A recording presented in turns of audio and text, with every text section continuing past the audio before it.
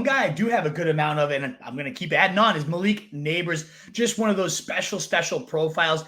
Any other year would have been the clear-cut number one wide receiver. And some people validly debate whether he is actually a better player than Marvin Harrison. I don't buy that myself, but we don't need to have that debate anyways, because the fact that it's even a conversation tells you just how good Malik Nabers is. Probably more explosive, more deadly after the catch than Marvin Harrison, and does some things even better in his own right. And everything that you love about the guy has reportedly been on display throughout Giants camp so far. Highlight reel, over the shoulder, toe tapping grabs, end arounds where he's just knifing through the entire defense before anybody can catch up to him. A beat writer ultimately saying, I preface this by saying, I know it's very early, but Malik Nabers has that special quality the Giants have not had since Odell Beckham.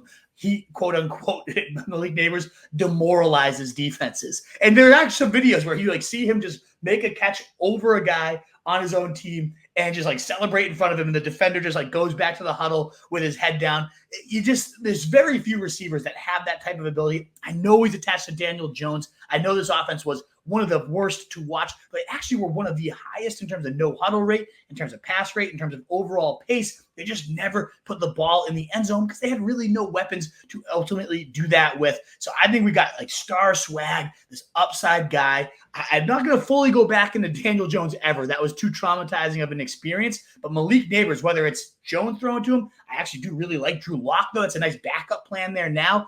I think Nabers, this round 3, he's starting to creep in early round 2. But anytime I can find him in round 3, and even at that top, if I have CMC and I'm looking for a wide receiver punch, this is just more confirmation that he should 100% belong in that conversation. I'm all in on Malik Nabers.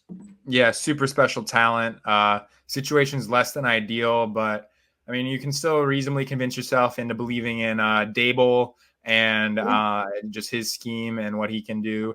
And Daniel Jones being competent enough to be able to get the ball to Nabers and allow him. Remember how he used Stephon Diggs just a few years ago? Moved him all over in the backfield, when he was with the Bills.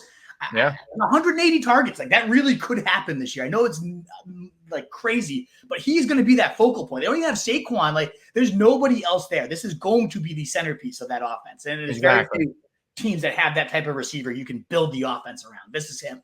Want to buy into opportunity and talent, and he's got both of those things. So yes. I am buying in for Nabers, and I think everyone should be. What is up, you fantasy wolf? Thanks so much for tuning in. If you haven't already, share your thoughts in the comments, check out some more videos, and join the newest Wolfpack by subscribing below.